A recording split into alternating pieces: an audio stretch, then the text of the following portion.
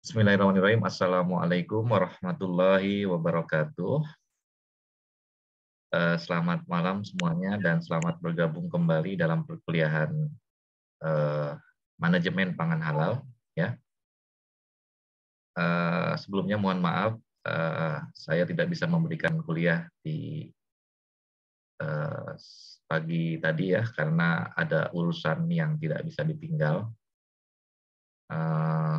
Kebetulan tadi ada tamu dari kampus lain yang ingin mengadakan audiensi dengan lembaga P3JPH dan saya harus mendampingi atau harus hadir ya dalam kegiatan tersebut. Baik, sebelumnya kita sudah membahas beberapa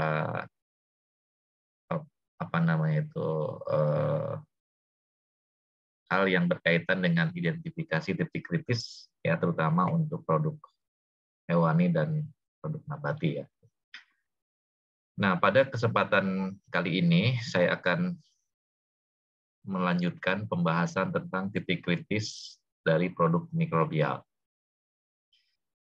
Apa sih sebetulnya produk mikrobial itu? Ya. Produk mikrobial adalah produk pangan ataupun produk lainnya yang dihasilkan melalui bantuan mikroba ya, atau bantuan mikroorganisme, yang mana mikroorganisme itu biasanya melakukan suatu proses fermentasi ya namanya ya, penguraian suatu zat menjadi zat yang baru dengan bantuan enzim yang dihasilkan oleh mikroba tersebut ya. Jadi pengertian daripada produk mikroba itu adalah produk yang dihasilkan dengan bantuan mikroba ya. Mikroba itu contohnya apa saja? Sini ada yeast ya. Yeast itu kalau nama Indonesianya itu adalah ragi ya. Ragi, bakteri ataupun kapang ya. Kapang dengan ragi kan beda ya. Kalau ragi itu dia tidak memiliki miselia gitu ya. Kalau kapang itu kan ada miseliumnya gitu ya, kayak semacam ragi tempe itu ya, seperti Rhizopus oryzae gitu. Rhizopus oryzae itu adalah salah satu jenis kapang ya. Sehingga dia kalau kita lihat di bawah mikroskop itu seperti ada serabut-serabutnya gitu ya. Nah, itu adalah jenis kapang yang bisa melakukan proses fermentasi. Tapi proses fermentasi ini harus dilakukan dalam suatu media ya, dalam suatu media atau menggunakan substrat pada kondisi tertentu. Ya. Jadi proses fermentasi ini mungkin berbeda-beda ya antara fermentasi bakteri, fermentasi kapang, dan fermentasi ragi. Kondisinya tentunya harus disesuaikan ya dengan kemampuan hidup dari masing-masing mikroba tersebut agar dia bisa tumbuh secara optimal. Biasanya perlu kita perhatikan kebutuhan nutrisinya, pH-nya, ya, agitasinya, ya, jumlah keberadaan oksigen, atau mungkin bahkan ada juga yang tidak membutuhkan oksigen dalam kegiatan fermentasi itu ya, yang disebut sebagai fermentasi anaerob. Nah, itulah beberapa contoh ya kondisi proses fermentasi yang harus dikondisikan ya, harus pastikan bahwa mikroba itu bisa tumbuh dalam kondisi tersebut. Nah, jadi ruang lingkup dari produk mikrobial ini adalah ya produk-produk yang tadi dilakukan melalui proses fermentasi ya, dengan bantuan mikroba ya. Apa saja contohnya? Nah, bisa kita lihat di sini ya. Ini ada beberapa contoh dari produk-produk hasil fermentasi mikroba atau yang disebut produk mikrobial. Yang pertama keju ya. Keju itu kan di situ ada fermentasi menggunakan ragi ya, atau mungkin menggunakan lactobacillus ya biasanya. Kemudian yogurt ya, yogurt yang menggunakan jenis bakteri tertentu yang bisa menghasilkan asam laktat ya, atau BAL ya, bakteri asam laktat. Kefir itu mirip seperti yogurt ya, yang diambil dari buah-buahan yang kemudian diawetkan dengan tambahan susu gitu ya. Kemudian pickles dan sauerkraut ini contoh produk apa ya, fermentasi sayur-sayuran ya kalau tidak salah ya, yang biasanya terdapat di negara-negara Eropa ya. Kemudian kecap, nah kecap itu adalah contoh produk fermentasi khas negara-negara Asia ya, terutama Indonesia itu ya, kan ada saus kecap ya, atau saus kedelai ya. Kemudian minuman beralkohol ya, alcoholic beverage, itu termasuk juga produk fermentasi, contohnya bir ya, wine, sake. Kalau di Indonesia itu ada arak, tuak ya. Kalau di Jepang itu ada ya sake ya.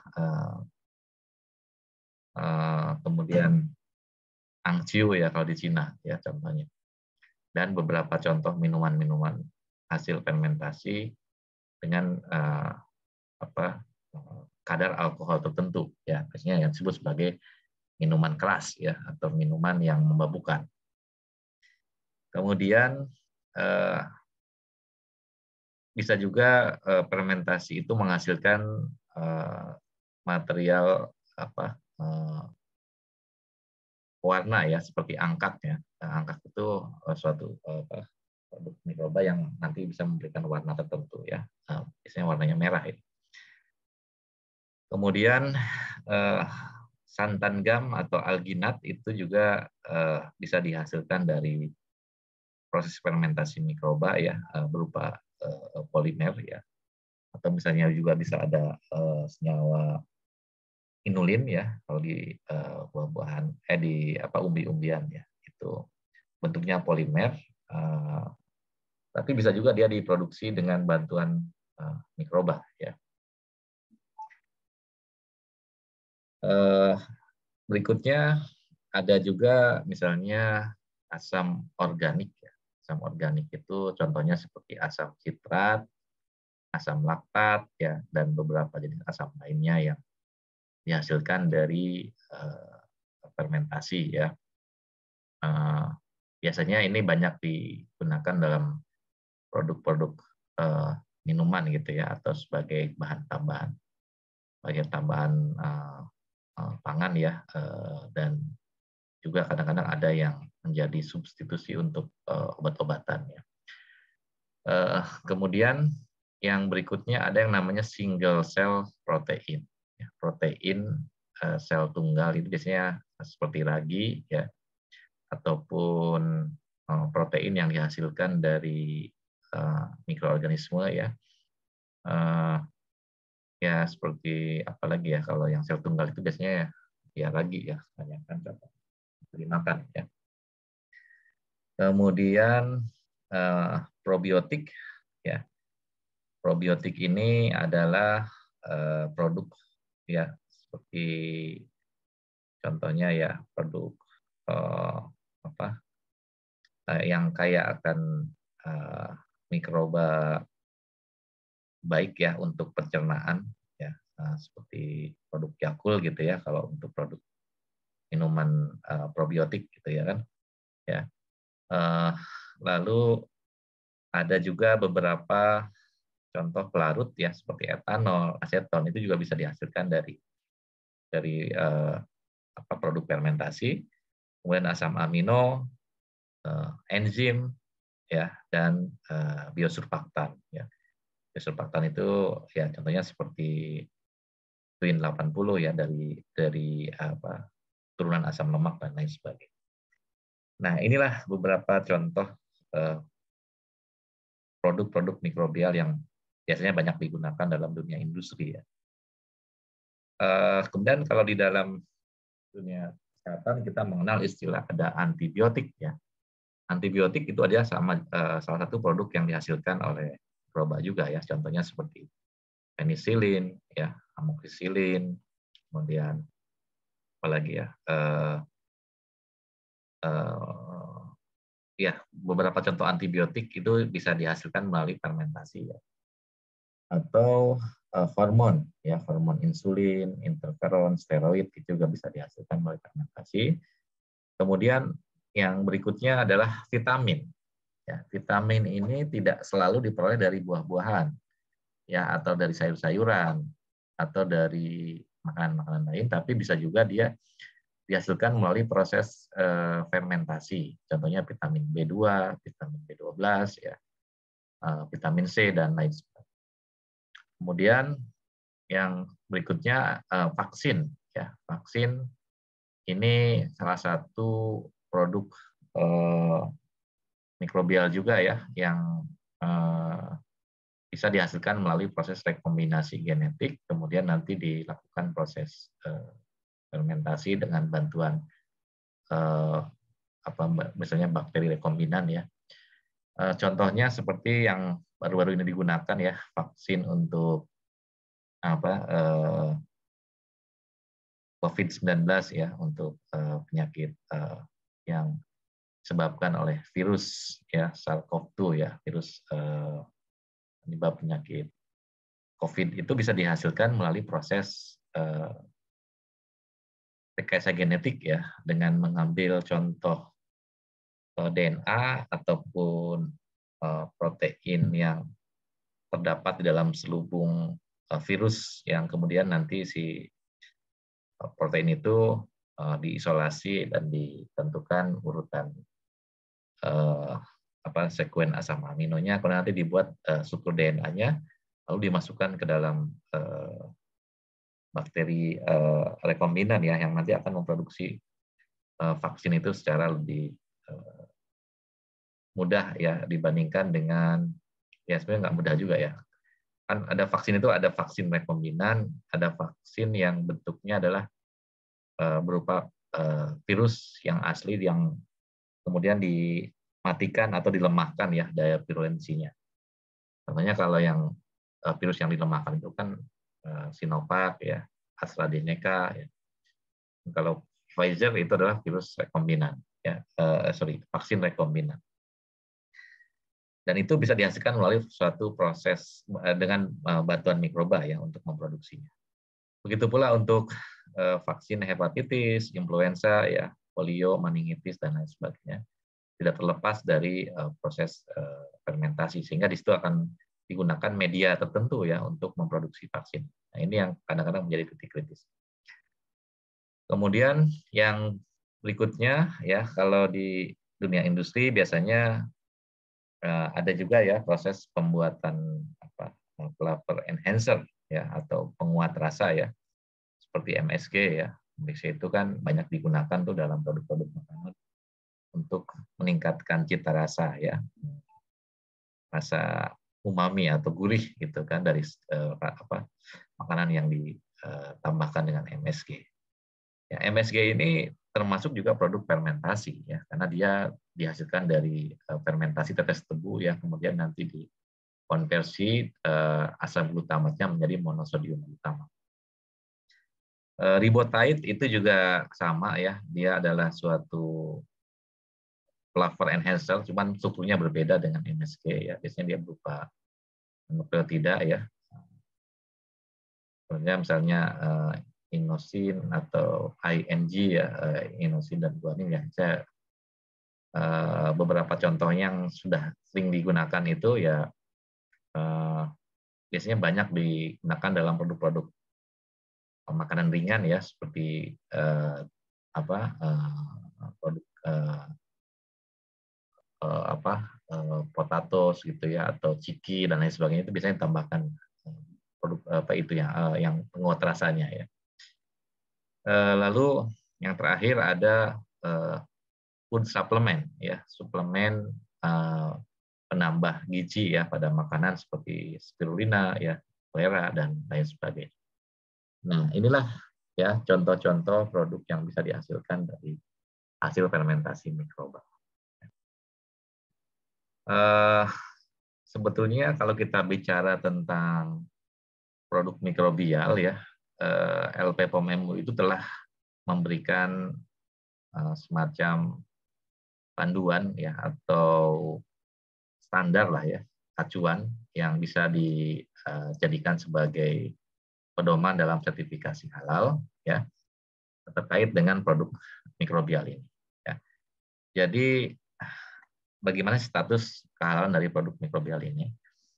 Pertama, kalau kita menggunakan mikroba yang murni ya atau yang alami, tidak dicampur-campur dengan bahan yang lain gitu ya. Contohnya seperti dalam fermentasi tempe atau fermentasi kecap ya. Nah, itu kan dia mikrobanya hanya satu jenis ya, misalnya Rhizophus oryzae atau Aspergillus niger ya. Dan itu mikrobanya bukan hasil rekayasa genetik. Jadi dia mikroba alamiah, mikroba yang galur murni lah ya, yang pure. Dia tidak diotak-atik gennya, maka itu statusnya halal. Ya, semua mikroba itu kan pada dasarnya halal asalkan dia tidak membahayakan kalau dikonsumsi ya produk. Yang kedua, ya produk mikrobial ini halal selama bahan tambahan ataupun bahan-bahan yang digunakan di dalam media. Media itu tempat pertumbuhan mikrobanya ya. Dari mulai media refreshing ya, media untuk membangunkan mikroba ya dari kondisi inaktif menjadi aktif sampai masuk ke media produksi harus bisa dipastikan ya termasuk bahan tambahan yang kalau memang di situ ada bahan penolong atau bahan tambahan yang digunakan dalam proses fermentasi itu dipastikan bukan berasal dari barang yang haram atau najis ya. Halal kalau medianya tidak berasal dari bahan yang haram atau najis. Sekali lagi, halal jika medianya tidak mengandung atau tidak ditambahkan bahan yang haram atau najis. Ya. Yang ketiga, dia menggunakan media yang kalau kita menggunakan media yang mengandung atau bersentuhan dengan bahan babi ya atau turunannya, maka hukumnya produk itu menjadi haram. Jadi produk apapun yang difermentasi dengan menggunakan media yang mengandung bahan babi atau turunannya, maka statusnya haram. Ini pernah terjadi ya, saya contohkan pada kasus Ajinomoto di tahun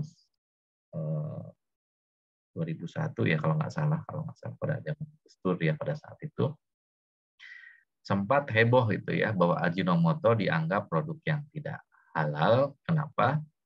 Karena ternyata ketika ditelusuri ya proses produksinya itu pada saat si mikrobanya itu akan ditumbuhkan dari stoknya atau dari keadaan inaktif, dia menggunakan bahan penolong dari bahannya itu Bactopepton ya namanya, yang diperoleh dari pankreas babi. Jadi bahan itu digunakan untuk media refreshingnya, untuk menghidupkan mikrobanya pada tahap awal. Tapi karena bahan itu berasal dari bahan yang haram, walaupun di media produksi dan di produk akhir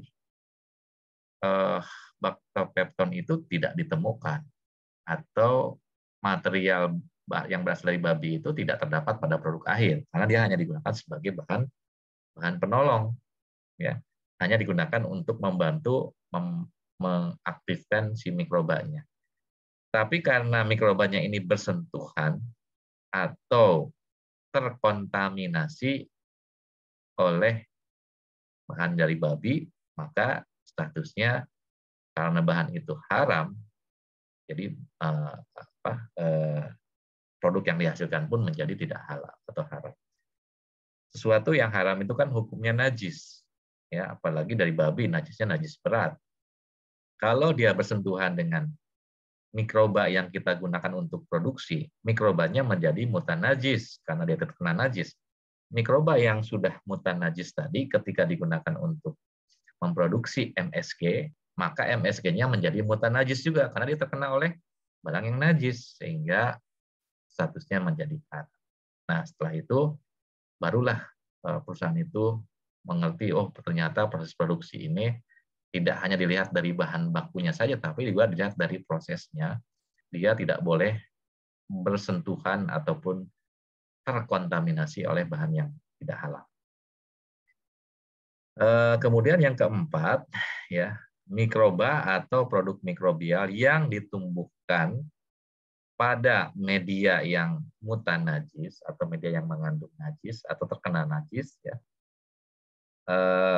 tapi bukan berasal dari bahan babi. Ya, kalau tadi kan kalau bahan babi jelas najis berat dan itu tidak bisa lagi ditolerir. Jadi kalaupun itu sudah terkena maka status produknya jadi haram. Tapi untuk produk lain yang terkena oleh yang ditumbuhkan dalam media yang mutan najis atau bersentuhan dengan najis tapi bukan berasal dari babi. Contohnya dalam produk fermentasi bir, ya. Kan itu digunakan ragi Saccharomyces cerevisiae. Ragi itu digunakan untuk mengolah atau untuk mengkonversi, ya, substrat glukosa menjadi alkohol. Karena di situ fermentasinya adalah fermentasi Homer, maka Homer itu kan hukumnya haram untuk dikonsumsi. Nah, bagaimana status mikroba ataupun bahan yang digunakan untuk memproduksi bir tadi, kalau kita gunakan untuk keperluan yang lain, misalnya untuk fermentasi tape, sama-sama kan menggunakan ragi, tapi raginya bekas dari fermentasi bir atau fermentasi minuman beralkohol. Apakah ini boleh digunakan atau sama sekali tidak boleh digunakan?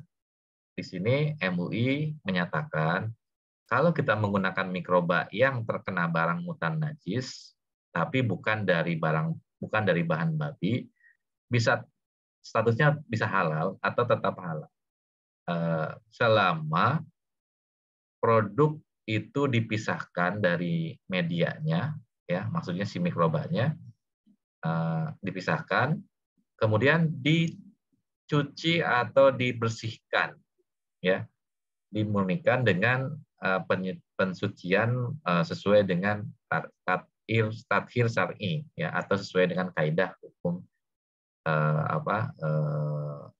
pencucian, ya, atau hukum fikihnya untuk membersihkan najis itu seperti apa, yaitu menggunakan air yang bersih atau air murni, ya, sampai bisa menghilangkan najisnya. Jadi nanti kalau dia terkena oleh alkohol sampai hilang bau alkoholnya, maka si mikroba tadi masih bisa dimanfaatkan asalkan lakukan proses pencucian atau pensucian dari barang yang najis tadi.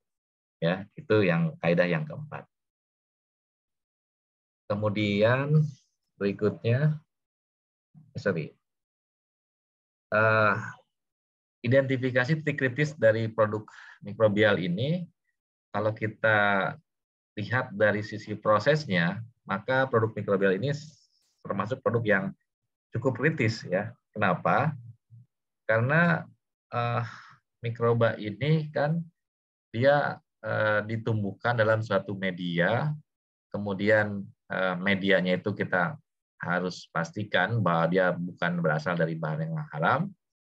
Kemudian proses downstream harvestingnya juga harus dipastikan dia tidak bersentuhan dengan barang yang haram atau tidak menggunakan barang yang haram, sampai produk finish produknya juga terjamin dari kontaminasi oleh barang yang haram. Nah, di sini ada flow proses atau alur dari produk mikrobial ini kalau kita telusuri, ya. Pertama, sumber asal mikrobanya gimana? Itu jadi titik kritis yang pertama, CCP 1, ya, critical control point. Yang kedua, media untuk refreshing atau reviving, untuk menghidupkan mikroba dari posisi inaktif menjadi aktif, itu menjadi titik kritis yang kedua. Kemudian inokulasi, ya, memperbanyak jumlah mikroba sebelum dilakukan proses produksi, itu juga harus dipastikan, ya, sumber medianya bagaimana. bahan medianya seperti apa. Kemudian di media produksi atau di dalam bioreaktor ya, apa saja komponen bahan yang digunakan, dan proses downstream atau proses pemisahan hasil akhir dan finishing dan packaging ya, itu juga perlu diperhatikan aspek-aspek titik kritisnya itu bisa terjadi di berbagai tahapan ya, dari mulai tahapan awal sampai dengan tahapan. Kita akan jelaskan satu persatu ya critical control point untuk produk mikrobial ini. Yang pertama adalah isolat mikroorganismenya sendiri. Tadi sudah saya katakan, kalau mikroba ini berasal dari alam yang tidak direkayasa atau dia galur murni lah disebutnya ya. Mikrobanya ini memang mikroba alamiah, tidak di otak-atik gennya atau tidak direkayasa, maka statusnya halal. Ya, kecuali mikrobanya memang membahayakan ya, nggak boleh dimakan kalau yang membahayakan. Kan ada juga jenis mikroorganisme yang bersifat patogen ya, kalau kita konsumsi malah jadi penyakit ya. Nah, kalau itu statusnya beda lagi. Tapi kalau yang sering digunakan untuk produk pangan, selama dia tidak mengalami atau dia tidak dirubah-rubah ya struktur gennya, artinya dia memang berasal dari jalur yang murni ya, tidak direkayasa, maka statusnya halal. Tapi terkadang mikroba ini kan sekarang banyak yang sudah mengalami proses rekombinasi atau rekayasa genetik yang disebut sebagai produk GMO. Ya, GMO itu adalah genetic modified organism. Jadi organisme yang dimodifikasi gennya, dimodifikasinya atau ditambahkan, diganti atau disisipkan dengan gen yang lain, maka status mikroba itu tergantung dari sumber asal gennya. Kalau mikroba itu ditambahkan gen yang berasal dari babi atau dari manusia, maka status produknya menjadi halal. Contohnya, kita mau produksi hormon insulin, masukkan gen dari manusia ke dalam bakteri rekombinan. Boleh nggak? Tidak boleh, karena segala sesuatu yang berasal dari manusia itu hukumnya haram untuk dikonsumsi. Ya kan? Kalau digunakan mungkin masih boleh, tapi kalau digunakan pun juga ada batasannya ya. Rambut manusia aja kan kalau diolah menjadi suatu produk nggak boleh, gitu kan? Walaupun itu bisa kaya akan sumber vitamin, protein atau asam amino ya.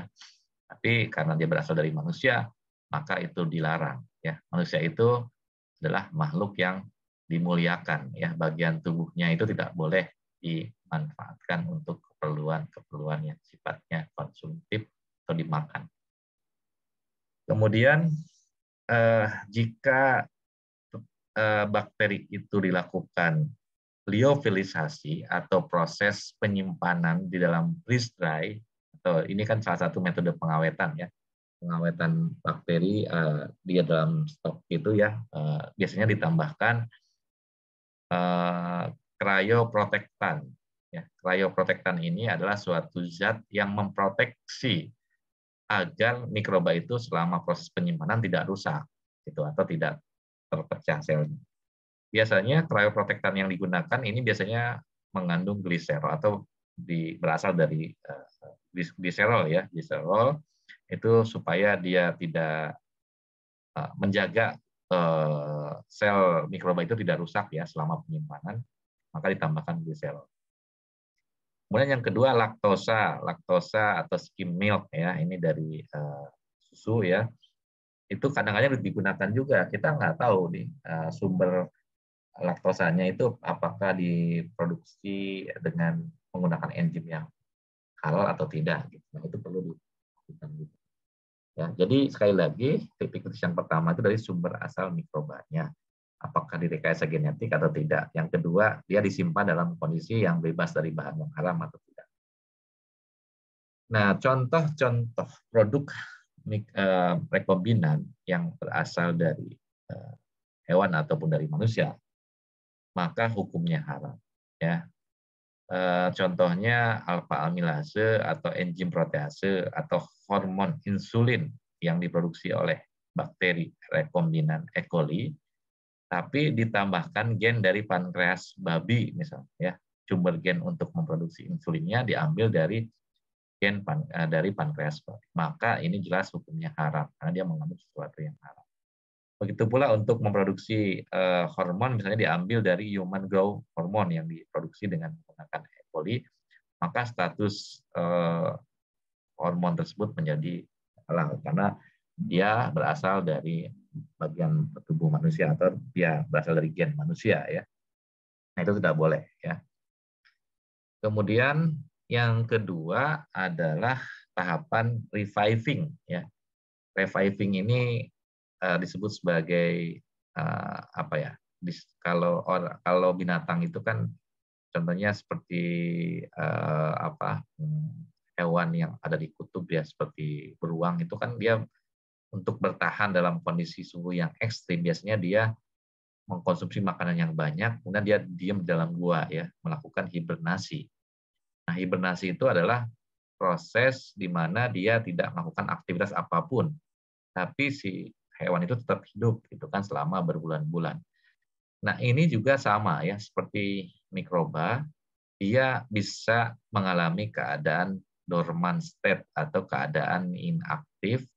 Dia sebetulnya tidak hidup tapi juga tidak mati. Artinya tidak hidup, artinya dia tidak hidup, tidak melakukan metabolisme. Kalau dia melakukan metabolisme kan dia bisa menghasilkan zat baru, bisa membelah diri dan lain sebagainya. Dalam keadaan dormant state ini, mikroba itu diam atau tidur lah kalau dalam bahasa ini, ya. Nah, untuk membangunkannya, biasanya kita berikan enrich media atau media yang diperkaya dengan sumber nutrisi, contohnya seperti sumber karbon, sumber nitrogen, ya, dan sumber-sumber nutrisi lainnya, ya, seperti mineral dan lain sebagainya. Nah, critical control point-nya itu adalah di sumber nitrogen biasanya, ya. Jadi sumber nitrogen itu bisa berasal dari protein hewani atau juga protein nabati, ya. Kemudian untuk titik kritis yang ketiga adalah pada saat pengembangan inokulasi atau inokulum, ya. Inokulum itu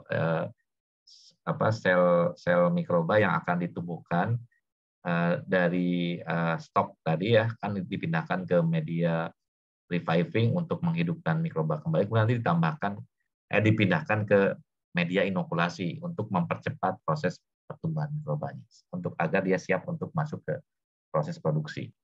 Nah, inokulasi juga ini menjadi tahapan penting, ya, dalam produk mikrobial. Kenapa? Karena biasanya di dalam proses inokulasi ini juga dibutuhkan nutrisi, ya, nutrisi-nutrisi tambahan untuk meningkatkan proses pertumbuhan mikrobanya atau akselerasi growth of microorganism. Jadi untuk mempercepat proses pertumbuhan mikroba, di situ biasanya ditambahkan sumber nutrisi dari protein atau hasil hidrolisisnya yang sebagai sumber nitrogennya. Contohnya seperti meat extract, ya, ekstrak yang diperoleh dari daging, ekstrak dari darah, ya, kan darah juga banyak mengandung protein, ya, seperti albumin, ya, kemudian protein yang sel darah merah dan lain sebagainya, itu kan bisa sebagai sumber nutrisi bagi si mikrobanya. Atau bisa juga menggunakan gelatin, baik itu meat extract, blood atau gelatin, itu menjadi titik kritis. Kenapa? Kan kita harus tahu sumber asal dagingnya dari mana. Kalau dia ekstrak dari daging, darah jelas haram, tidak boleh digunakan. Gelatin bisa digunakan asalkan berasal dari hewan yang halal atau disembelih dengan cara yang sah. Nah, selain daripada meat extract, blood, and gelatin, ya, protein organik itu bisa diperoleh dari hewan ataupun dari tumbuhan, ya, dengan cara menggunakan hidrolisis enzimatik. Nah, yang jadi titik kritisnya adalah pertama sumber asal hewannya, yang kedua enzim yang digunakannya untuk menghidrolisis itu dari mana. Nah, itu menjadi titik kritis untuk media inokulasi, ya. Jadi memang produk mikrobial ini agak sedikit kompleks ya dan rumit dari sisi kehalalnya harus betul-betul diperhatikan, terutama dari sumber bahan medianya ya. Nah, di sini kita bisa melihat di dalam tabel ini ada beberapa contoh bahan atau material yang sering digunakan untuk menumbuhkan mikroba atau untuk meningkatkan populasi mikroba dalam proses inokulasi. Ya, biasanya media yang digunakan adalah enriched media, media yang diperkaya ya dengan sumber nutrisi. Apa saja komposisi media untuk menumbuhkan untuk reviving atau untuk inokulasi? Yang pertama beef extract. Ya. Beef extract ini biasanya diambil dari daging sapi ya. Kalau daging sapi mungkin sumber bahannya bisa termasuk kategori yang halal asalkan dia disembelih dengan cara yang syar'i. Tapi kalau kita melihat yang kedua, misalnya material ini adalah pepton ya. Pepton itu adalah hasil hidrolisis dari protein daging, bisa juga dari kasein ataupun gelatin dengan menggunakan hidrolisis enzimatik atau hidrolisis menggunakan asam. Ya, contohnya kalau yang menggunakan asam ini kasein ya, kasein dihidrolisis dengan penambahan HCl atau asid hidrolisis. Seperti cas amino acid ya atau high cas ya, DIPCO ini dari sisi proses hidrolisis dia aman karena dia menggunakan bahan kimia ya untuk menghidrolisisnya. Tapi perlu diperhatikan ya, kasein ini kan protein susu ya, kaseinat ya, kasein. Karena itu harus diperhatikan pada saat dia dipisahkan itu pakai apa? Cara memisahkan kasein dari susu itu. Apakah dia pengendapannya menggunakan enzim, atau pengendapannya hanya secara fisik, atau hanya menggunakan pH, ya itu perlu diperhatikan. Ya. Kalau dia menggunakan enzim, jelas harus dipastikan sumber asal enzim. Yang kedua, enzymatic digest of casein. Kalau tadi kan pakai asam, ya pakai HCl, itu relatif lebih aman. Yang jelas kaseinnya itu yang harus diperhatikan ya, apakah kaseinnya diproduksi dengan cara yang halal atau tidak. Yang kedua adalah hidrolisis enzimatik ya, enzymatic pancreatic digest of casein. Di sini biasanya kasein itu ditambahkan dengan enzim ya untuk menghidrolisisnya, contohnya seperti aseton ya, NZ-amin ya, dan triptikase pepton, tripton. Nah, itu dari DIPCO dan Oxide ya produsennya. Itu adalah salah satu contoh produk-produk hasil fermentasi hasil hidrolisis enzimatik. Titik kritisnya ada di mana? Titik kritisnya pertama sumber enzim ya. Dia dari hewan atau dari tumbuhan atau dari mana sumber enzim? Apakah kalau dari hewan atau hewannya halal atau tidak? Kemudian bisa juga selain kasein kita memperoleh sumber nutrisi sumber nitrogen itu dari protein daging ya, protein daging yang dihidrolisis menggunakan enzim. Lagi-lagi di sini yang perlu diperhatikan adalah sumber asal enzim yang digunakan untuk menghidrolisis dan dagingnya itu diperoleh dari mana. Kalau dia memang dari ekstrak daging ya. Nah, contohnya kan di sini ada myoset ya, kemudian trikton ya, primaton ya, baktopepton. Nah, baktopepton ini contoh yang tadi saya sebutkan dalam kasus Ajinomoto ya, menggunakan sumber nutrisi medianya itu sebagai bahan penolong dia diambil dari pankreas babi. Nah, itu yang jadi titik kritis sehingga menjadi tidak halal. Jadi harus dipastikan nih sumber asal itunya dari mana, dagingnya gitu atau dari hewan apa ya. Tapi sekarang ada juga alternatif ya, sumber nitrogen itu dari bahan tumbuhan atau soy protein ya, dari kedelai ya, yang dihidrolisis juga menggunakan enzim ya, enzimnya bisa protease ya, bisa tripsin dan lain sebagainya ya. Itu tergantung dari kalau sumber asal proteinnya kan jelas itu halal ya, karena dia ambil dari tumbuhan, tapi hidrolisisnya yang perlu diperhatikan. Sekarang ada banyak media-media yang sudah dipastikan kehalalannya karena dia menggunakan metode hidrolisis, misalnya tadi hanya dengan menggunakan asam, atau bisa juga menggunakan enzim yang sudah disertifikasi. Kemudian yang ketiga ada campuran hidrolisat ya. Campuran hidrolisat itu mungkin dari hasil hidrolisis beberapa jenis enzim ya, atau dicampur juga dengan hasil ekstraksi, misalnya yeast ekstrak ya. Kalau yeast ekstrak itu kan dia relatif aman karena dia bukan berasal dari hewani ya, tapi dia dari mikroba ya. Yang penting yeastnya itu dia tadi tidak terkontaminasi oleh barang yang najis. Kalau terkontaminasi berarti harus ada proses pencucian ya. Kemudian bisa juga dari hasil pemecahan kasein ya, dicampur dengan yeast ekstrak. Sekarang banyak ya contoh-contoh media-media seperti yang ada di sini dari Divoxoid, bahkan sekarang ada yang dari High Media yang sudah menyatakan bahwa media untuk fermentasi itu berasal dari bahan yang halal, misalnya contohnya dari yeast ekstrak ya, ataupun dari bahan lainnya yang sudah jelas sumber asalnya. Kemudian dalam fermentasi terkadang juga kita menggunakan media agar ya. Agar itu sebetulnya bahan positifis karena dia diperoleh dari bahan alami ya, rumput laut yang menghasilkan agar-agar itu ya. Nah itu tidak menjadi titik kritis ya kalau agar-agar. Yang titik kritis itu justru adalah sumber nitrogen yang berasal dari ekstrak daging ya, atau dari gelatin atau dari kasein dengan proses hidrolisis enzimatik.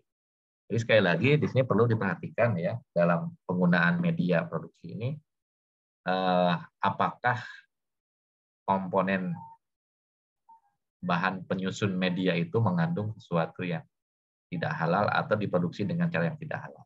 Itu yang perlu digarisbawahi ya sebagai titik kritis dari media pertumbuhan mikroba. Nah, di sini tabel 2 kita bisa melihat ada beberapa contoh enzim yang bisa yang dihasilkan dari hewan ya atau dari binatang. Contohnya alpha amilase ya untuk menghidrolisis karbohidrat ya. Amilum menjadi dextrin atau maltodextrin. Itu kadang-kadang digunakan enzimnya berasal dari pankreas babi atau dari pankreas sapi. Lipase, kemudian fosfolipase ya, chymotrypsin itu juga bisa diperoleh dari pankreas, baik pankreas sapi ataupun babi. Pepsin ya kebanyakan sekarang dijual adalah dari bahan babi ya. Kalau Anda coba lihat di produk Sigma itu diambil dari stomas itu perut ya, bagian perut dari sapi ataupun babi ya. Rennet juga sama dari bagian perut, tapi ini biasanya diambil dari sapi ya, atau bisa juga dari babi ya. Tapi kebanyakan sekarang sih dari sapi biasanya. Makanya keju itu banyak yang halal karena memang sumber enzimnya berasal dari bahan yang halal. Misalnya. Kemudian aminoasilase, katalase dan sebagainya itu bisa diambil dari bagian tubuh hewan yang lain ya, seperti dari ginjal, dari hati ya, atau dari jaringan yang lain. Nah, lagi-lagi di sini kalau kita menggunakan enzim dari bahan hewani, pastikan dia berasal dari hewan yang halal, itu yang penting. Kemudian titik kritis yang keempat itu berkaitan dengan media produksi ya, atau produksi dari produk yang dihasilkan dalam bioreaktor ya.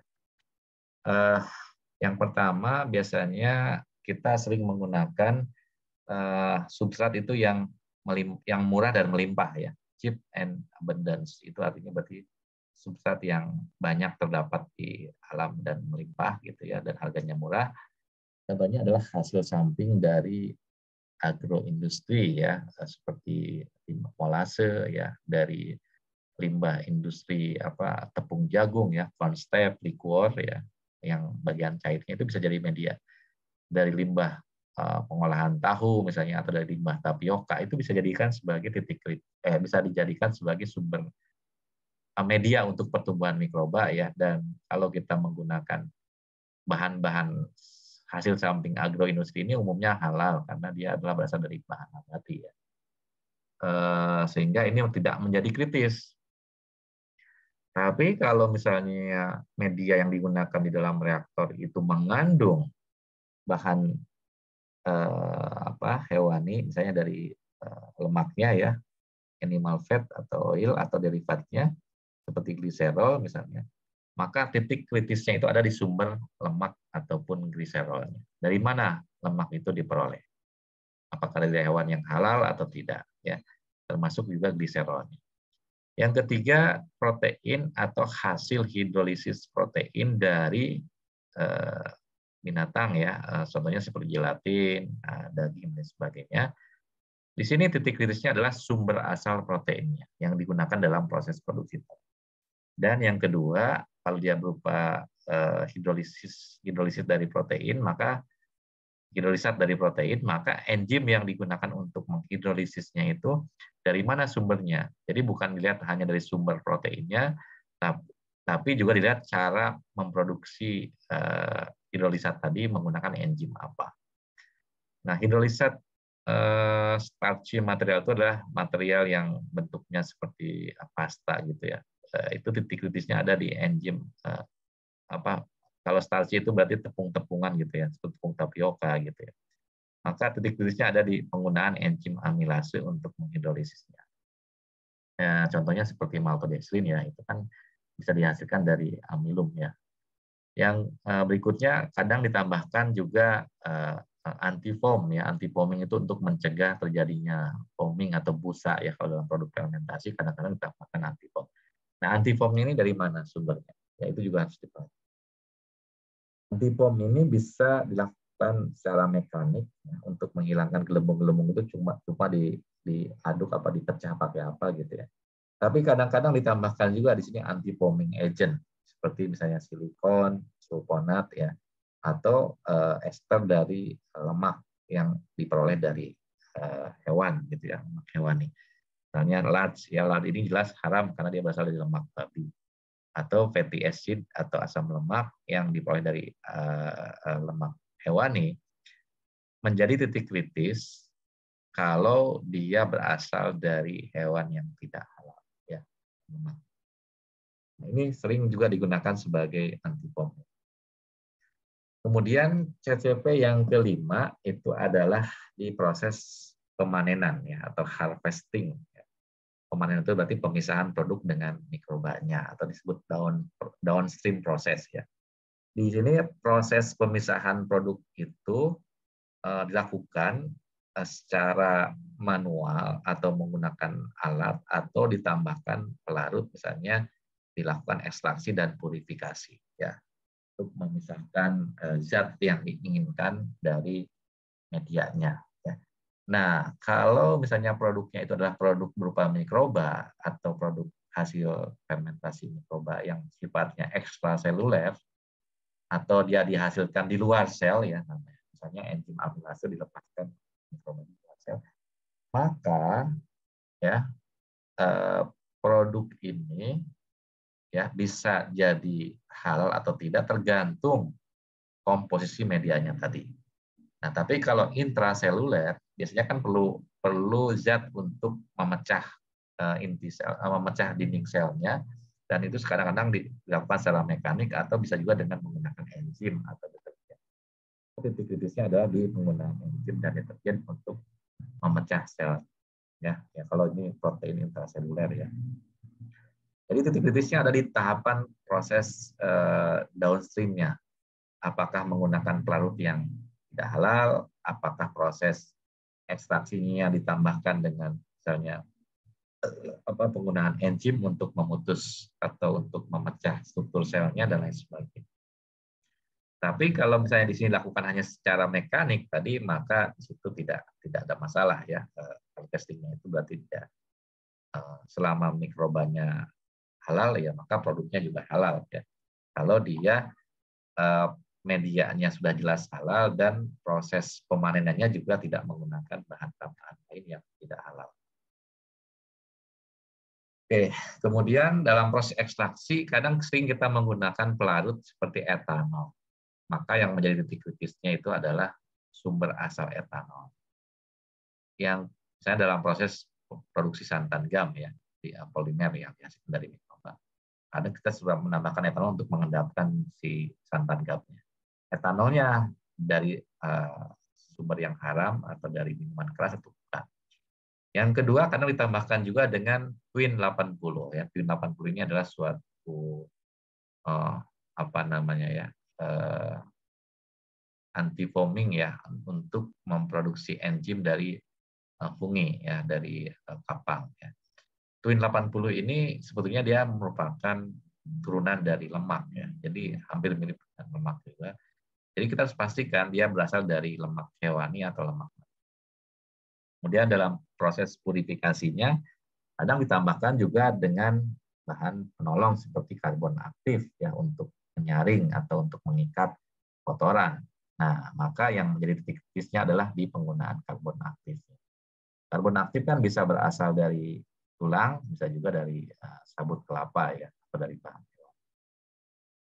Kemudian kadang dilakukan proses pemisahan lanjutan ya, subsequent washing dengan menggunakan air ya, untuk memastikan dia bebas dari bahan yang najis, kadang dicuci ya, atau dilakukan kristalisasi. Asalkan bukan berasal dari bahan yang haram, maka proses pencucian ini juga bisa diterima lah ya. Contohnya tadi dalam kasus penggunaan ragi yang diperoleh dari fermentasi bir digunakan untuk memproduksi roti misalnya. Selama ada proses pencucian maka itu diperbolehkan. Ya. Kemudian titik kritis yang keenam ada di produk akhirnya atau produk finishing. Kalau produk itu memang menghasilkan barang yang haram atau clearly haram yang sebagaimana dijelaskan dalam Al-Quran, jadi kalau produk akhirnya itu menghasilkan khamr atau fermentasi khamr, maka jelas haram dikonsumsi oleh umat Islam. Ya. Apapun sumber asalnya, kalau dia fermentasi akhirnya menghasilkan khamr, maka hukumnya haram. Ya. Kalau produknya berupa khamr ya, atau minuman beralkohol memabukkan. Ya. Nah, bagaimana dengan produk yang haram dan hasil sampingnya atau derivatnya?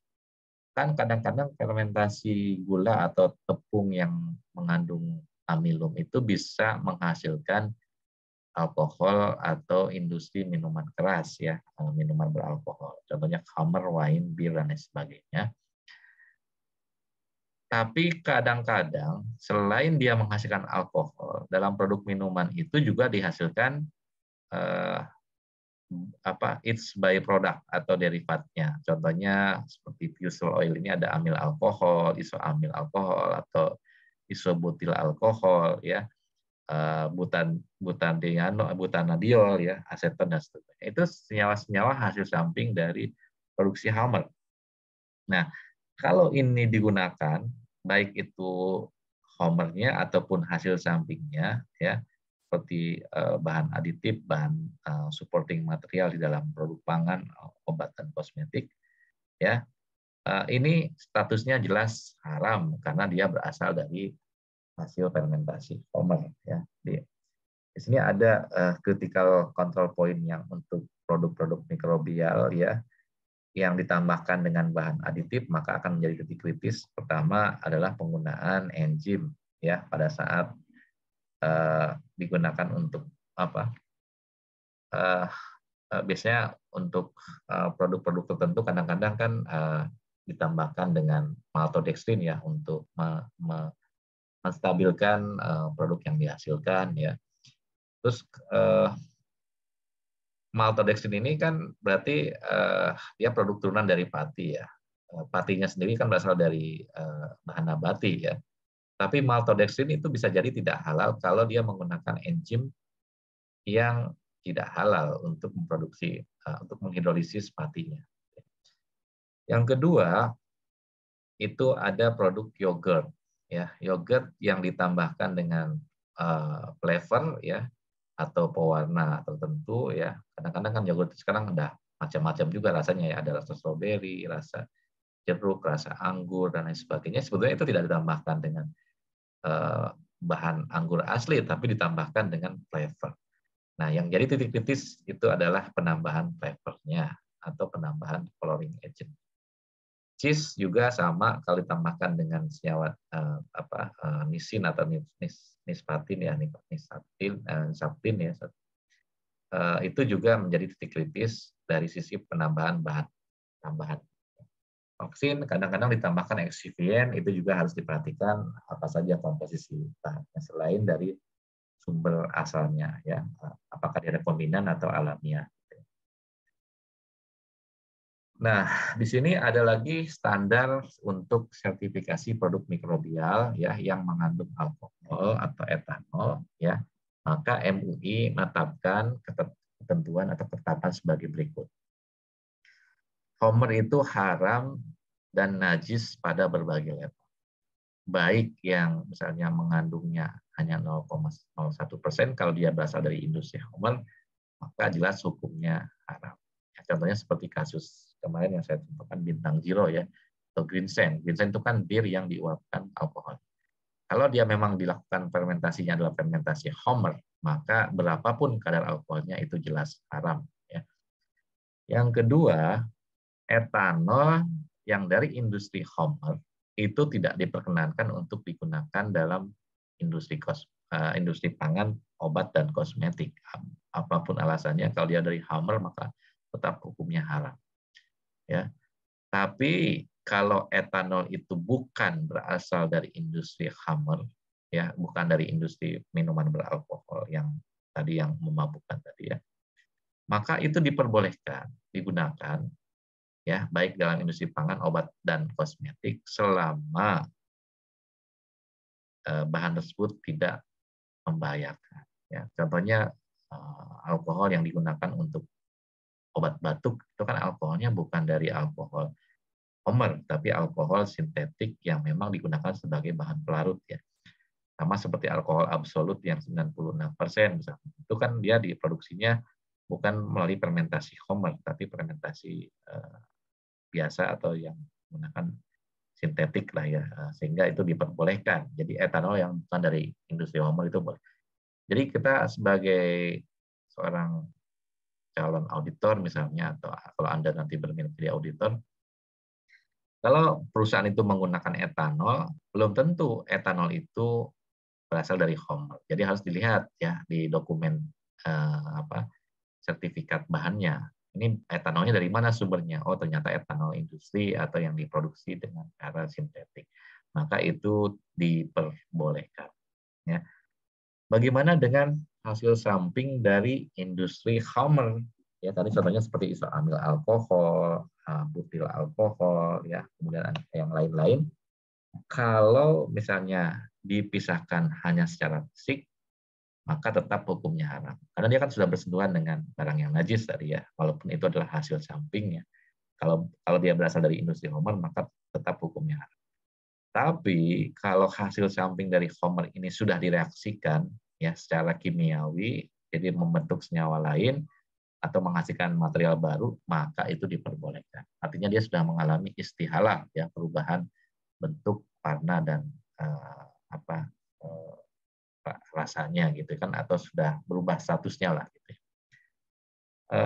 Industri bir yang menggunakan yeast atau ragi itu bisa aja dipakai untuk produk yang halal tadi ya, asalkan dia sudah dicuci terlebih dahulu ya si raginya itu. Kalau misalnya ragi dari industri bir mau dipakai untuk pembuatan tape tadi contohnya ya, boleh enggak?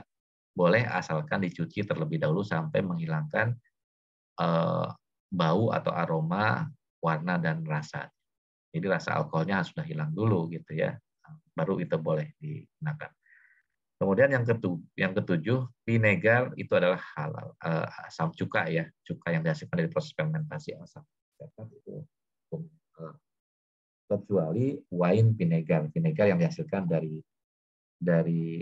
industri Homer. Kan tadi industri Homer bayar produknya aja haram gitu kan. Walaupun dia sudah berubah bukan alkohol lagi tapi sudah berubah menjadi vinegar, kalau vinegarnya berasal dari contoh seperti rum ya, rum itu kan dihasilkan dari fermentasi homer gitu ya, itu tidak boleh. Nah, kemudian berikutnya titik kritis bahan lain-lain ya. Yang dimaksud dengan bahan lain-lain ini apa sih? Bahan lain-lain ini adalah bahan di luar bahan hewani, bahan nabati, atau bahan mikrobial. Contohnya bahan tambang ya. Bahan tambang itu apa sih? Bahan tambang itu adalah bahan yang diperoleh dari alam. Ya, contohnya seperti pasir, silika, ya, kemudian zeolit ya untuk batu lempung yang untuk digunakan untuk penyaringan, ya, kemudian garam-garam yang diambil dari laut gitu ya kan, itu biasanya dia termasuk barang tambang, atau batu kapur ya contohnya CaCO3 itu kan bahan tambang. Yang kedua ada juga yang disebut bahan sintetik. Apa yang dimaksud dengan bahan sintetik? Bahan sintetik ini adalah bahan yang diproduksi secara kimiawi di pabrik gitu ya, disintesis di industri dengan menggunakan reaksi-reaksi kimia. Contohnya bahan plastik. Ya. Plastik itu kan termasuk plastik kemasan contohnya. Plastik kemasan itu termasuk bahan sintetik. Ya, karena dia diproduksi bukan dari bahan alami, tapi dia dari hasil reaksi kimia yang polimerisasi senyawa, misalnya etilen atau polipropilen itu kan adalah bahan sintetik dari senyawa-senyawa kimia yang direaksikan dengan reaksi tertentu ya, sehingga dia menghasilkan polimer. Yang ketiga, ada yang namanya bahan campuran. Apa yang dimaksud dengan bahan campuran ini? Ya, bahan campuran ini adalah bahan yang diproduksi dari campuran bahan-bahan yang tadi, misalnya bahan nabati dengan bahan hewani dicampur, ya, jadi bahan campuran namanya. Apa contohnya ya, bahan hewani sama bahan nabati yang dicampur? Contohnya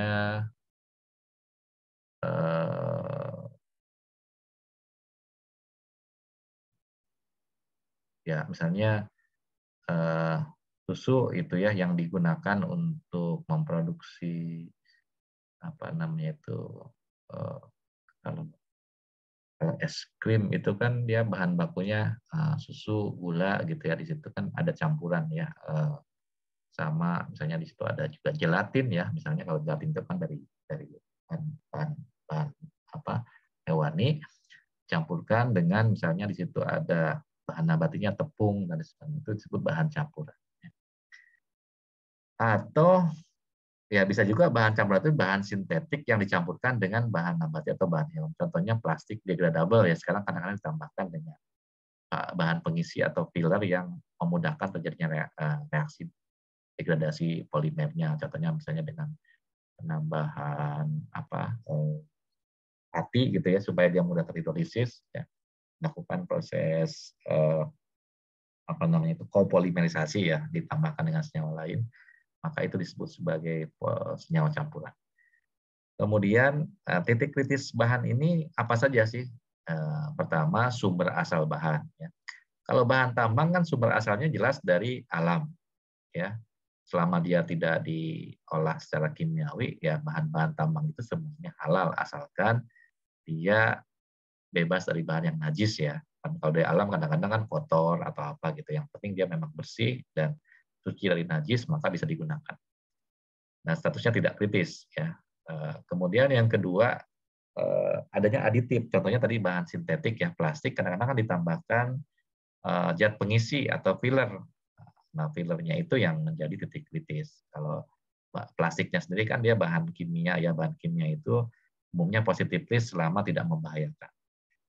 Kemudian ada juga bahan penolongnya. Bahan penolong tadi misalnya dalam proses penjernihan air kan ada penambahan karbon aktif. Misalnya. Di situ air kan sebagai bahan alami ya, bahan tadi katakan itu bukan bahan tambang sebetulnya, bahan alami lah ya. Air itu kan jelas statusnya halal kalau dia tidak terkontaminasi oleh barang najis.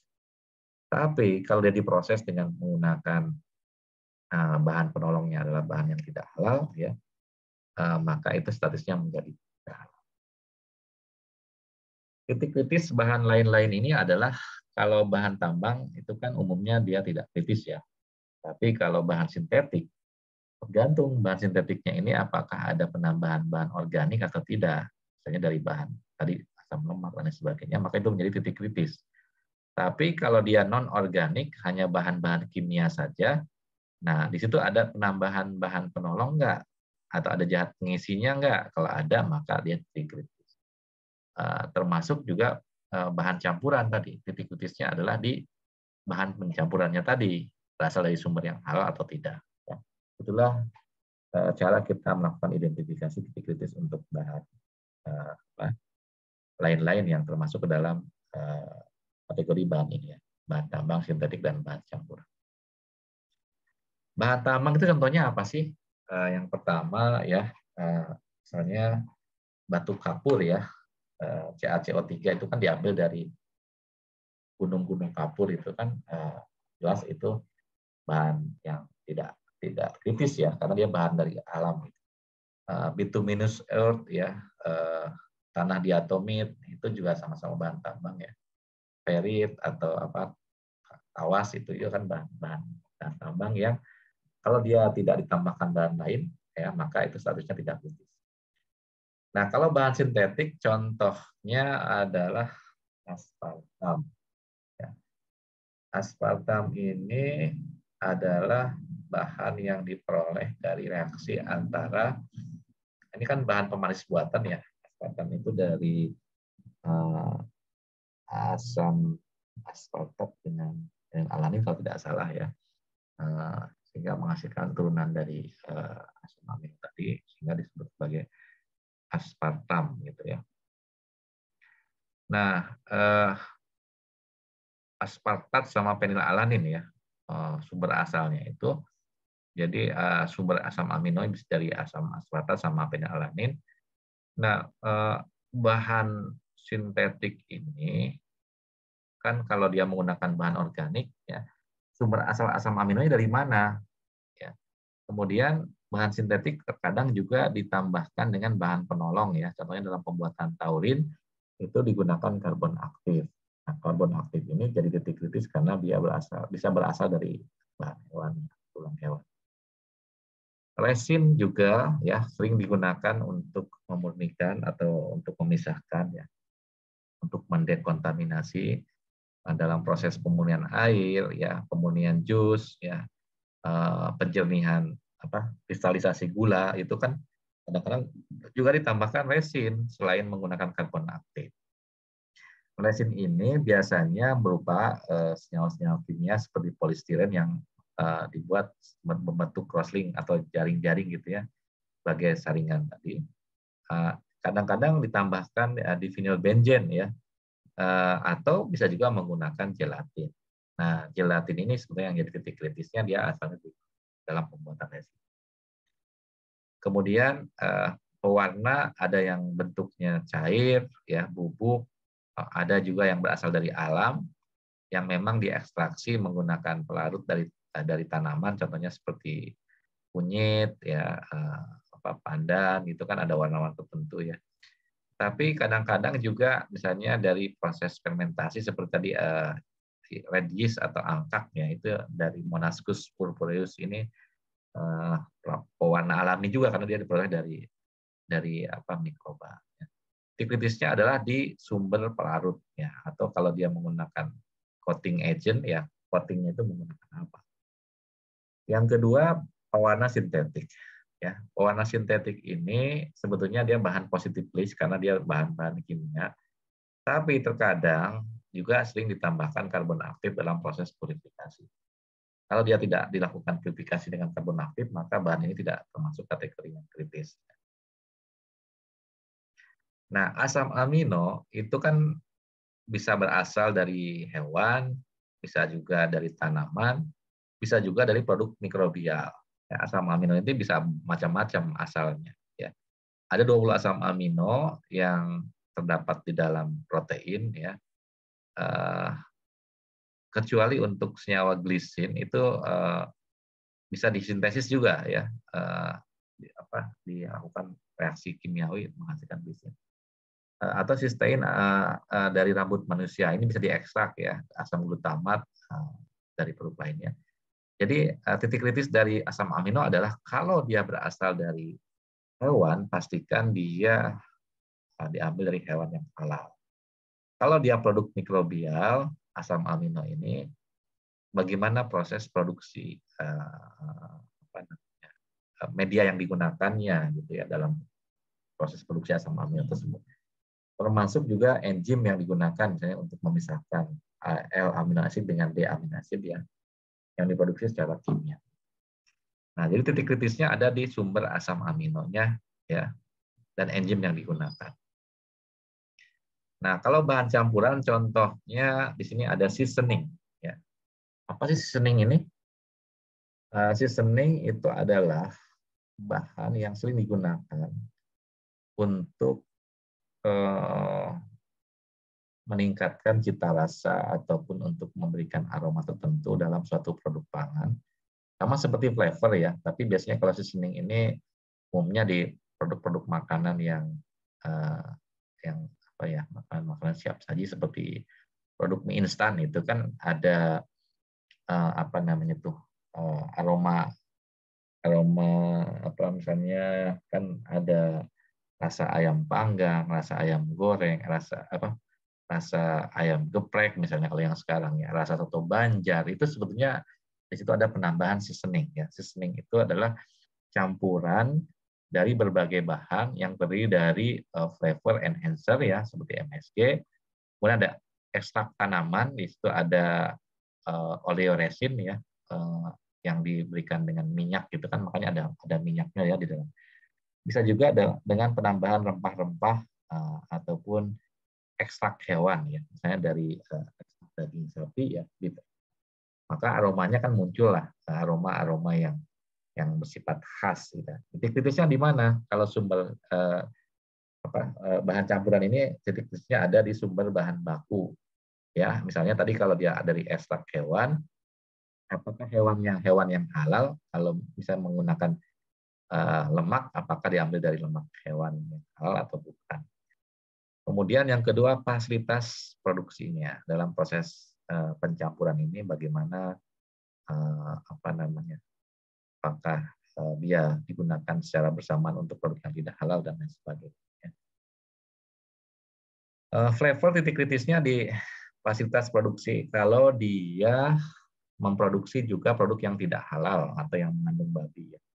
Karena kalau di luar negeri kan flavor itu bisa macam-macam. Tidak hanya flavor untuk industri halal, tapi kadang-kadang juga mereka memproduksi flavor yang tidak halal. Contohnya seasoning misalnya ya, mie instan rasa babi panggang gitu kan. Itu kan pasti di situ ada ekstrak babinya. Nah, yang perlu diperhatikan itu adalah apakah dia menggunakan fasilitas yang sama. Kalau dia menggunakan fasilitas yang sama, maka tidak bisa disertifikasi karena harus dipisah ya produk halal dengan produk yang tidak halal. Kemudian yang kedua sumber bahannya.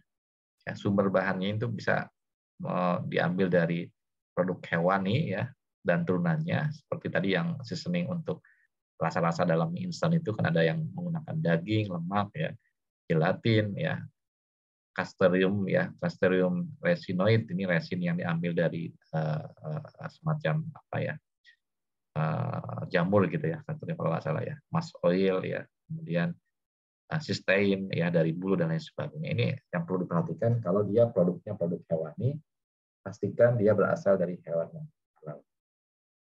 Yang kedua produk turunan susu ya, produk turunan susu itu seperti keju ya, keju itu bagaimana proses pengendapannya, apa enzim yang digunakan. Kemudian bisa juga flavor itu dari produk mikrobial tadi seperti MSG ya dan lain sebagainya. Atau dia merupakan produk turunan dari Homer ya, tadi coconut oil ya, kemudian fusel oil dan lain sebagainya. Nah, lalu yang berikutnya bisa juga dia produk turunan dari bagian tubuh manusia ya seperti cysteine. Saja diambil dari rambut manusia. Maka ini flavor ini menjadi titik kritis kalau dia sumber bahannya berasal dari bahan yang dilarang gitu ya. Kemudian pelarut ya, bahan untuk enkapsulasi ya, untuk pembalut untuk mengalutnya supaya dia lebih stabil. dan penambahan bahan aditif yang lain. Nah, kemudian ada juga produk yang sering digunakan sebagai pengganti creamer ya. Kalau susu kan sekarang mungkin sebenarnya creamer murah sih dibandingkan dengan susu, karena kalau susu murni kan lebih mahal. Tapi kalau creamer itu ternyata ada juga yang disebut non-dairy creamer. Jadi dia produk yang digunakan untuk mensubstitusi susu atau krim ya dengan tekstur rasa seperti rasa susu sungguhan. Padahal itu adalah flavor. Nah, biasanya ingredientnya itu ada dari sirup tepung gandum, tepung jagung ya, kemudian vegetable oil, ya minyak nabati, kaseinat, anti caking dan food coloring. Ini produk-produk ini banyak titik kritisnya ya, emulsifiernya, anti cakingnya, dan pewarnanya itu harus diperhatikan. Nah, corn syrup solid juga ini sumber enzim yang digunakan itu untuk membuat tepung jagung ini apa? Enzimnya untuk menghidrolisnya. Kemudian kalau vegetable oil sumber refiningnya ya, proses pemucatannya. Kaseinat ini protein susu, yang perlu diperhatikan adalah agen untuk koagulasinya ya, sumber netnya dari mana. Kemudian anti caking juga sumbernya dari mana ya, food coloring, solvent yang digunakan apakah menggunakan alkohol dari bahan haram atau tidak misal. Jadi banyak sekali titik kritisnya kalau untuk non-dairy creamer. Kemudian enzim itu adalah produk biologis yang digunakan untuk meningkatkan reaksi kimia ya, untuk mempercepat reaksi kimia. Itu bisa berasal dari hewan, bisa juga dari tumbuhan ya, atau dari produk mikrobial. Ya, contohnya di sini kita bisa lihat ya, pepaya itu bisa menghasilkan enzim papain ya, untuk mengempukkan daging gitu ya, atau untuk produk roti. Kemudian pisin ini dari tanaman Ficus carica ya, untuk sama mirip seperti papain. Ini apel itu bromelin ya, barley itu beta amilase dan seterusnya. Nah, kalau enzim mikrobial itu biasanya berasal dari fermentasi mikroba, contohnya seperti alpha amilase dari Aspergillus rizae ya, selulase dari Trichoderma misalnya, lipase dari Rhizopus sp dan seterusnya ya. Ini adalah produk-produk mikrobial, enzim yang dihasilkan dari fermentasi mikroba ya. Titik kritisnya apa sih sebetulnya kalau untuk enzim ini? Enzim itu titik kritisnya kalau dia dari hewan harus jelas sumber hewannya ya. Kalau dari tumbuhan itu hampir semua dia tidak kritis ya, karena tumbuhan itu kan sudah dipastikan kehalalannya, kecuali proses pembuatan enzimnya tadi ada penggunaan bahan lainnya ya, seperti larut dan sebagainya. Kalau dia enzim mikrobial atau dihasilkan dari proses fermentasi mikroba, maka yang perlu diperhatikan adalah medianya, ingredient atau bahan tambahan yang digunakan untuk fermentasi media, atau bahan penolong yang digunakan untuk memecah selnya. Nah, kemudian yang kedua untuk penjernihan atau pemurnian enzim, saya menggunakan resin. Ion tadi kan bisa dia mengandung bahan gelatin dan lain sebagainya. Ya. Lalu aditif untuk menstabilkan enzim dalam keadaan cair ya, seperti tambahan gula, laktosa dan lain sebagainya. Jadi ini adalah titik kritis untuk bahan enzim ya. Vitamin juga di sini ada yang dihasilkan secara fermentasi, ada juga yang dihasilkan secara langsung ya, berasal dari hewan ataupun tanaman. Jadi jenis kita bisa lihat di sini contohnya vitamin D, vitamin E, vitamin K itu bisa diperoleh dari tumbuhan ya. Vitamin C juga sama dari buah-buahan. Tiamin, vitamin B1, vitamin B2 ini biasanya diperoleh dari produk sintetik ya. Vitamin B6 kadang-kadang dari produk sintetik juga ya. Asam folat bisa dari mikrobial, bisa juga dari hewan. Ya. Dan seterusnya ya. Nah, titik kritis dari produk enzim itu adalah pertama, kalau dia berasal dari tanaman, tadi kan saya katakan dia tidak kritis. Tanaman itu kan hampir semuanya adalah halal ya, kecuali tanaman yang memabukkan ya. Di sini ada penambahan karbon aktif nggak? Ada coating dengan gelatin nggak untuk vitamin ini? Ya, vitamin yang berasal dari tanaman ini, jadi produksi secara langsung di ekstrak atau ada proses penjernihan misalnya.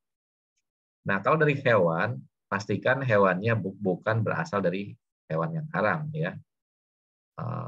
Dan proses penyembelihannya seperti apa. Kalau dari mikroba, vitamin ini bagaimana medianya? Bagaimana bahan tambahan yang digunakan untuk formulasi media? Bagaimana juga proses permurniannya, misalnya. Nah, untuk sintetik juga sama, ya. Dia sebetulnya tidak kritis, tapi kalau ada proses pengolahan lebih lanjut, seperti adanya karbon aktif untuk penjernihan dan sebagainya, itu perlu diperhatikan. Ya.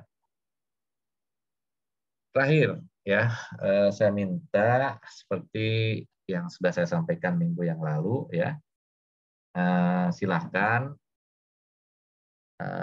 kelompok 1, 2, 3, dan 4, carilah contoh produk pangan aja lah ya, nggak usah produk obat dan kosmetik, karena kalau obat dan kosmetik biasanya sedikit lebih rumit, tapi kalau produk pangan kan banyak ya, bisa dilihat contohnya di pasaran.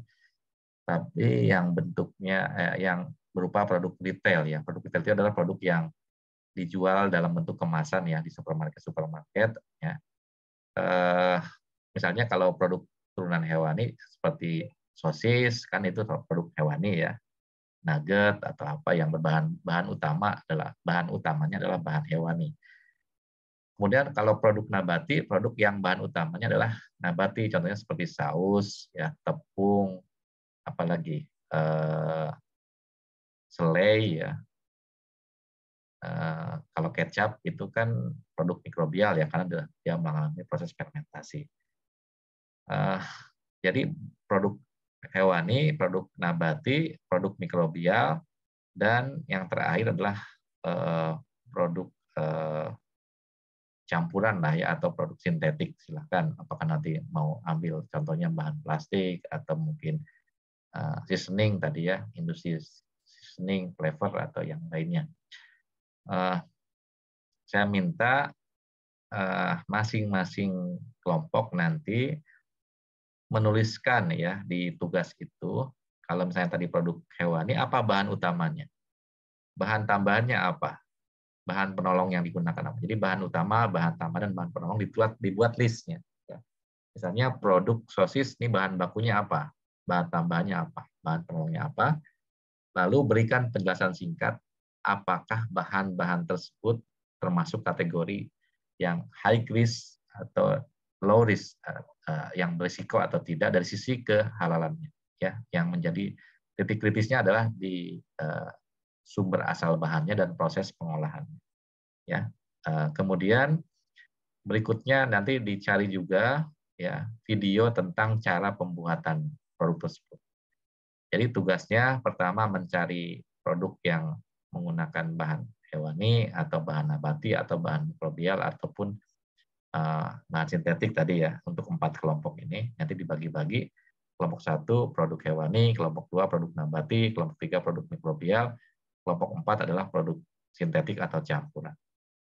Nah, kemudian dari situ Anda presentasikan ya untuk kategori bahan produk tadi, lihat dari sisi kehalalannya bagaimana, sumber bahan bakunya bagaimana, bahan tambahannya bagaimana. Kemudian bagaimana proses produksinya Anda tampilkan dalam bentuk video. Banyak kok proses produksi untuk produk-produk tersebut, contohnya di YouTube ya, tinggal cari aja. Baik, itu tugas untuk minggu depan, untuk kelompok 1, 2, 3, 4. Minggu depan kita presentasi kelompok 1 dan 2. Minggu depannya lagi kelompok 3 dan 4. Ya, jadi itu mengenai tugas untuk identifikasi titik kritis.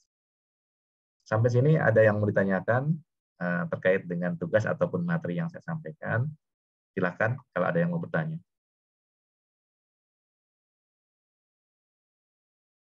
Halo, masih dengar suara saya? Masih, Pak. Oke. Untuk tugasnya sudah cukup jelas? Jelas, Pak. Ada pertanyaan? Tidak ada, Pak. Baik, kalau tidak ada berarti minggu depan sudah siap untuk presentasi ya. Nah, minggu depan giliran kelompok 1 dan 2 dulu untuk presentasi. Kan sudah dibagi kelompoknya kan sebelumnya? Sudah, Pak. Nah, Oke. Ya, kalau begitu untuk pertemuan hari ini saya cukupkan dulu ya. Kalau tidak ada pertanyaan lagi, silakan nanti dibuat resumenya seperti biasa. Nanti akan saya share materinya. Kalau untuk videonya nanti mungkin saya convert dulu ya, karena ini baru direkam, nanti tidak bisa langsung. Dan minggu depan kita lanjutkan dengan presentasi identifikasi titik kritis produk hewani dan produk nabati. Terima kasih atas perhatiannya. Assalamualaikum warahmatullahi wabarakatuh. Waalaikumsalam warahmatullahi wabarakatuh. Terima kasih, Pak. Ya.